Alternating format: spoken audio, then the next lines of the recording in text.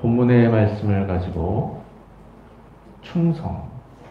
충성이라는 제목으로 함께 은혜 나누기를 원합니다. 미국의 땅콩 박사라고 불리는 분이 계신데요. 미국의 식물학자 조지 워싱턴 카버입니다. 조지 워싱턴 카버가 어느 날 하나님께 우주에 관하여서 말씀해 주시길 바랬습니다.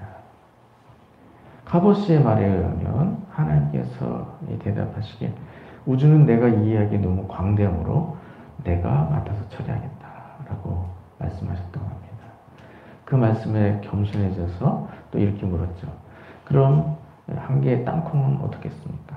라고 하나님께 물었습니다. 그랬더니 하나님께서 그것은 적당하다라고 하시면서 내가 도와줄 테니 그것을 하나 연구해보라 이렇게 말씀하셨다고 합니다. 그래서 카보 씨가 땅콩에 관해서 연구를 했는데요. 하나님께서 만드신 이 작은 땅콩으로부터 무려 300개 이상의 상품이 만들어질 수 있다는 것을 발견하게 되었습니다. 하나님께서 맡기신 일로 충성을 다하면 그를 통해서 하나님께 영광을 돌리게 되는 것입니다. 하나님께서 어떠한 일을 맡기시든지 그 일로 하나님께 충성을 다함으로 하나님께 영광을 돌려야겠습니다. 그리고 항상 하나님의 뜻을 묻고 하나님의 인도하심을 받아서 하나님 기뻐하시는 일을 찾아 하나님께 영광 돌리며 나감으로 그를 통해서 하나님께로부터도 큰 상을 받아야겠습니다. 사랑하는 성도님들은 하나님께서 기뻐하시는 일로 충성을 다함에 하나님께서 합당하게 여기시고 또 하나님께서 큰 상을 베풀어 주시는 모든 성도님 되시길 주님의 이름으로 축원드립니다. 우리가 계속해서 성령의 9가지 열매라는 큰 제목으로 말씀을 나누고 있습니다. 오늘은 그 7번째 덕목인 충성입니다. 성령의 9가지 열매 중 충성은 우리나라 말로 번역될 때 2가지의 번역이 가능합니다. 하나는 오늘 본문 말씀의 기록과 같이 충성으로 번역이 되는 것이고 다른 하나는 신실함으로 번역이 되는 것입니다. 본문의 말씀의 충성은 헬라어 원어가 피스티스입니다.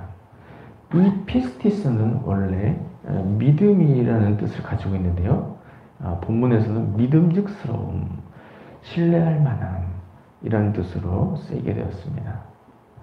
그런데 이 믿음직스러움이라는 뜻이 우리나라 말로 번역일 때 2가지 번역이 가능한 것이죠. 그 2가지가 앞에서 말씀드린 바와 같이 하나는 충성이고 하나는 신실함입니다.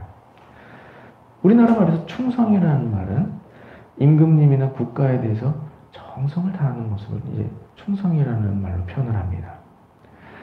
또 신실함이라는 것은 다른 사람들에게 믿음직스럽고 착실할 때 우리나라에서 신실하다고 표현을 하는 것이죠. 그래서 이 충성이라는 단어가 우리나라 말로 번역이 될 때는 그 대상이 쓰이는 대상에 대해서 어떤 경우에는 충성이라고 하는 것이 적합하고 어떤 경우에는 신실함이라고 하는 것이 적합한 것이죠. 그래서 하나님께 대하여 이제 하나님이 믿음직스럽게 여기시는 것, 그런 모습은 충성되다라고 표현해야 적절한 것이고, 또 사람들에게 대해서 또 믿음직스러운 경우, 그런 경우는 신실하다라고 표현하는 것이 적절한 것이죠. 오늘 본문의 말씀에서는 그리스도인이 우선적으로 하나님께 충성을 다해야 되기 때문에 오늘 본문에서는 충성이라고 기록이 되었습니다. 그런데 우리가 함께 기억해야 할 것은 오늘 본문의 말씀이 이제 충성이 원래 의미가 믿음직스럽다라는 뜻을 가지고 있기 때문에 다른 사람들에게 대해서도 신실해야 한다라는 의미도 함께 포함하고 있다는 사실을 우리가 기억할 필요가 있습니다. 먼저 그리스도인은 하나님께 대하여 충성을 해야 합니다. 그리스도인이 가장 잘 섬겨야 할 대상은 바로 하나님입니다. 하나님은 천지만물 창조하신 온 세상의 주인이십니다. 하나님 또 우리에게 생명을 주셨기 때문에 또 우리의 주인이 되십니다. 무엇보다 하나님은 우리를 사랑하시고 또 우리가 죄 가운데 빠졌을 때 또 예수님을 보내셔서 우리를 구원하셨기 때문에 우리가 그 사랑을 기억한다면 하나님께 충성을 해야 되는 것이죠. 그리고 그 하나님이 오늘도 전능하신 능력으로 우리에게 은혜를 베풀어 주시기 때문에 우리가 다른 대상이 아닌 하나님께 충성을 해야 하는 것입니다. 이와 같이 우리가 정작 충성을 다해야 되는 대상이 바로 우리 하나님이신 것을 기억해서 우리가 일생 동안 하나님만을 위해서 충성을 다해야 하는 것입니다. 하나님이 우리를 만드신 목적이 하나님께 영광을 돌리게 하기 위해서 우리를 만드셨습니다. 이사야 43장 7절에 내 이름으로 불려지는 모든 자, 곧 내가 내 영광을 위하여 창조한 자를 오게 하라. 그를 내가 지었고 그를 내가 만들었느니라 라고 말씀했습니다. 하나님께서 우리를 만들으셨는데 무엇을 위해서 만드셨다겠습니까? 내 영광을 위하여 창조한 자라고 했습니다. 하나님께 영광을 돌리게 하기 위해서 창조했다고 말씀하셨습니다. 그래서 하나님이 사람을 만드신 목적이 하나님께 영광을 돌리기 위함인 것을 우리가 기억해야 하는 것입니다. 그래서 우리가 일생 동안 살면서 하나님께 영광을 돌리는 일에 힘쓰며 나아가야 하는 것입니다. 그럼 우리가 어떻게 하나님께 영광을 돌릴 수가 있을까요? 우리가 하나님께 영광을 돌리기 위해서는 먼저 마음에서 진실하게 하나님을 높여야 하는 것입니다. 하나님이 누구십니까? 하나님은 크고 강대하신 하나님이십니다. 하나님은 또 어떠하십니까? 하나님은 거룩하시고 사랑이 많으십니다. 우리가 하나님의 강대하심과 하나님의 사랑을 알고 하나님을 높여야 하는 것이죠. 하나님 앞에서 나 자신을 낮추고 마음으로 온전히 하나님을 높여야 하는 것입니다. 그리고 그런 것을 우리가 행동으로 표현할 수가 있는데 하나님을 높이는 일을 행동으로 표현하는 일 중에 대표적인 일이 바로 예배이죠. 우리가 하나님 앞에 나와서 예배함으로 하나님을 섬겨야 하는데 우리가 일주일에 한 번 하나님께 나와서 하나님께 영광 돌리네, 하나님께 예배 드리네, 이 일을 가장 귀중한 일로 여기고 다른 어떠한 일보다 주일에 하나님 앞에 나와 하나님께 예배함으로 영광 돌리는 일을 다 감당해야 하는 것입니다. 우리가 하나님 섬기는 방법, 예배 외에도 또 하나님을 기쁘시게 하는 일들을 찾아서 힘쓰는 일이 있습니다. 하나님을 기쁘시게 하는 일들을 행함으로 하나님을 기쁘시게 하고 또 그러한 일로 하나님을 높이고 섬기게 되는 것입니다. 이렇게 하나님 기뻐하시는 일을 행함으로 하나님께 영광을 돌릴 수 있다는 것을 우리가 또한 기억해야 하는 것이죠. 우리가 이처럼 하나님 기뻐하시는 일에 힘을 써야 되는데 우리가 하나님 가장 기뻐하시는 것을 놓쳐서는 안 됩니다. 하나님 기뻐하시는 일들이 많이 있지만 하나님이 가장 기뻐하시는 일들을 다 놓쳐버리게 되면 하나님을 크게 기쁘시게 할 수가 없는 것이죠. 그래서 하나님이 가장 기뻐하시는 일이 무엇인가? 우리가 그것을 분명히 기억하고 그것을 놓치지 않도록 주의를 기울여야 하는 것입니다. 그러면 하나님이 가장 기뻐하시는 일은 무엇이겠습니까? 하나님이 가장 기뻐하시는 일은 복음을 전파하는 일입니다. 하나님은 한 영혼이 회개하고 하나님께 돌아오는 일을 가장 기뻐하십니다. 우리가 모두 하나님 만드신 하나님의 자녀인데요. 하나님의 자녀가 하나님 뜻대로 살며 하나님께로 가까이 나오기를 원하십니다. 그런데 모든 사람이 그에 대해서 하나님께 실망을 시켜드렸죠. 죄를 범함으로 말미암아 하나님 실망시켜, 오히려 하나님 떠남으로 말미암아 하나님 실망시켜드렸습니다.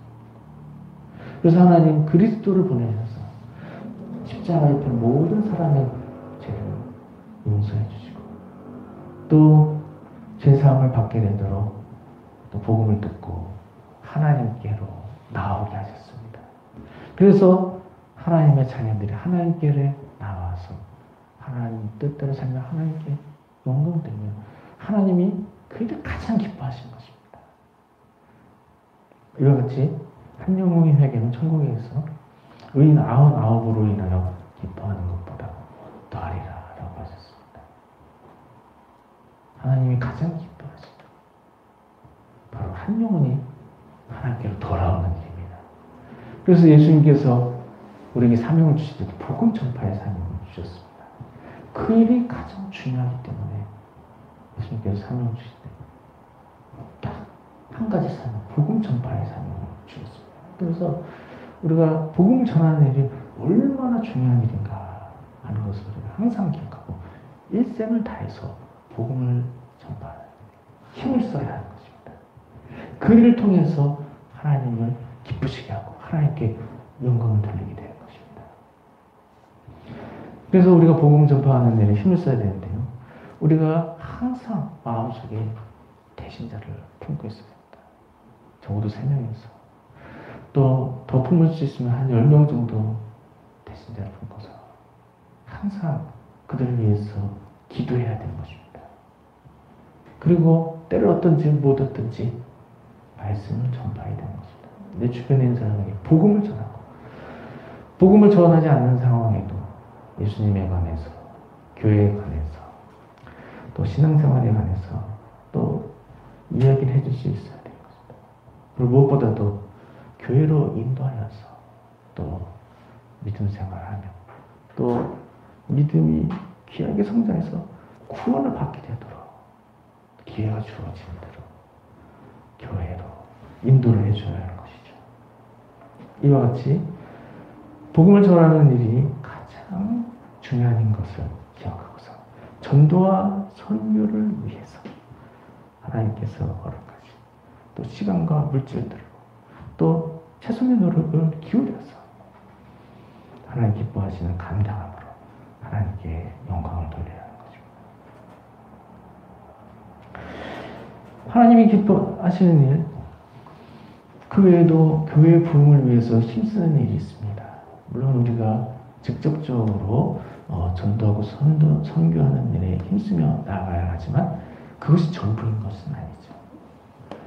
그 외에도 우리가 하나님 기뻐하시는 일을 할 수 있는 일이 많이 있는데 그런 것 중에 또 중요한 일이 교회의 부흥을 위해서 힘쓰는 것입니다. 교회의 부흥은 영혼 구원으로 이어지게 됩니다.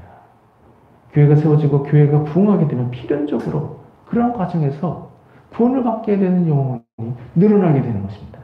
그래서 그러니 하나님이 기뻐하시는 것을 알고 우리가 교회의 부흥을 위해서 힘을 써야 하는 것이죠. 그래서 교회의 부흥을 위해서 내가 맡은 일로 또는 내가 할 수 있는 일로 하나님 위해서 교회 부흥을 위해서 힘써야 하는 것입니다. 교회에서 여러 가지 일을 맡아서 봉사하고 섬기며 또 교회에서 내가 할 수 있는 일로 봉사하고 충성함으로써 하나님께 영광을 돌리고 또 하나님께로부터 복과 은혜를 누리게 되는 것입니다. 이와 같이 하나님께 영광을 돌리고 하나님께 충성을 다하면 하나님이 그러한 일을 통해서 비교할 수 없는 은혜로 모두 갚아주십니다. 그렇기 때문에 우리가 항상 하나님께 충성하는 일에 집중을 할 필요가 있습니다. 내가 하나님께 충성을 다하면 하나님은 그런 모든 것을 다 기억하시고 그런 일을 통해서 모두 배나 더한 은혜로 비교할 수 없이 큰 은혜로 모두 갚아주시기 때문에 내가 하나님께 영광 돌릴 수 있는 찾아서 힘을 쓰면 되는 것입니다. 마태복음 25장에는 달란트 비유가 나옵니다. 달란트 비유는 이런 것이죠. 어떤 주인에게 종들이 있었는데 3명의 종에게 달란트를 나눠주었습니다. 종들에게 달란트를 나눠주는데 각각 5달란트, 2달란트, 1달란트를 나눠주었죠. 그런데 그 종들이 그 달란트로 어떻게 했습니까? 5달란트 받은 종과 2달란트 받은 종은 받은 달란트를 가지고 열심히 일했습니다. 그래서 주인이 돌아오기 전까지 각절의 달란트를 남겼습니다. 그러나 1달란트 받은 종은 어떻게 했습니까? 그것을 땅에 묻어두었습니다. 주인이 왔을 때 그 묻어두었던 달란트를 꺼내서 들었을 뿐입니다. 그럴 때 주인이 결산을 하면서 어떻게 했습니까? 갑절의 달란트를 남긴 종들에게는 칭찬을 했습니다. 그러나 달란트를 땅에 묻어두었던 종에게 책망을 하였죠. 그럴 때 충성한 종들에게 대해서 이렇게 말했습니다. 그 주인이 이르되 잘하였도다. 착하고 충성된 종아, 내가 적은 일에 충성하였으며 내가 많은 것을 내게 맡기리니 내 주인의 즐거움에 참여할지어다 하고 칭찬했습니다. 이와 같이 달란트를 가지고 열심히 일한 종, 착하고 충성된 종아라고 하면서 주인이 칭찬을 했어요. 달란트 비유에서 주인은 하나님을 가리키는 것이죠. 하나님이 우리에게 모두 달란트를 맡기셨습니다. 사람마다 그 모형과 정도가 다르지만 시간과 물질, 재능, 은사 이러한 달란트를 모두에게 나누어 주셨습니다. 그러면 그 달란트를 가지고 어떻게 될까? 그런 기회를 가지고 하나님께 영광을 돌려야 하는 것입니다. 하나님께서 주신 달란트를 가지고 하나님께서 충성을 다하며 하나님께서 칭찬을 하시고 배나 더한 복으로 모두 갚아주신 것입니다. 사랑하는 성도님들은 하나님께 충성을 하는 일이 매우 중요한 일인 것을 기억하시기 바랍니다. 우리가 충성을 해야 할 대상이 있다면 그분은 바로 하나님입니다. 하나님만이 내가 충성해야 할 대상인 것을 기억하소서. 일생 동안 하나님 위해서 충성을 다해서 하나님께 칭찬을 받고 하나님께 상을 받는 모두가 되시길 주님의 이름으로 축원드립니다. 마지막으로 성령의 9가지 열매 중 충성은 다른 사람들에게 대해서도 신실한 태도를 나타내는 것입니다. 그리스도인은 다른 사람들에게 대해서도 항상 진실해야 합니다. 그리고 다른 사람에게 진실할 때 끝까지 진실해야 됩니다. 그래서 다른 사람들이 그리스도인을 신뢰할 수 있어야 하는 것입니다. 그리스도인은 예수님의 사랑의 계명을 따라서 이웃을 사랑합니다. 그래서 우리가 이웃을 사랑하는데 이웃에게 사랑을 베풀 때도 신뢰할 수 있는 모습이 되어야 하는 것입니다. 이웃을 사랑하는데 그 사랑이 쉽게 변해서는 안 되는 것이죠. 그러면 다른 사람이 신뢰하지 못하는 것입니다. 어느 때는 사랑하다 기분에 따라서 그 사랑이 변하는 것, 그 사랑을 신뢰할 수 있는 사랑이 되지 못하는 것이죠. 그래서 그리스도는 다른 사람을 사랑할 때에도 다른 사람이 신뢰할 수 있도록 변함없이 끝까지 이웃을 사랑해야 된다. 모든 사람에게 대해서 항상 진실하게 대해야 합니다. 사랑하는 성도님들은 성령의 9가지 열매 중 충성의 열매를 열매 맺으시기 바랍니다. 무엇보다도 충성의 대상이 바로 우리 하나님이신 것을 기억하셔서 일생 동안 하나님께 충성하며 하나님께 영광 돌리시기 바랍니다. 무엇보다 하나님이 가장 기뻐하시는 일이 한 영혼 회개하고 하나님께로 돌아오는 것을 기억하셔서 일생 동안 복음 전파에 힘쓰고 교회 부흥을 위해 힘쓰므로 하나님이 기뻐하시게 되고 상을 받는 모두가 되시기 바랍니다.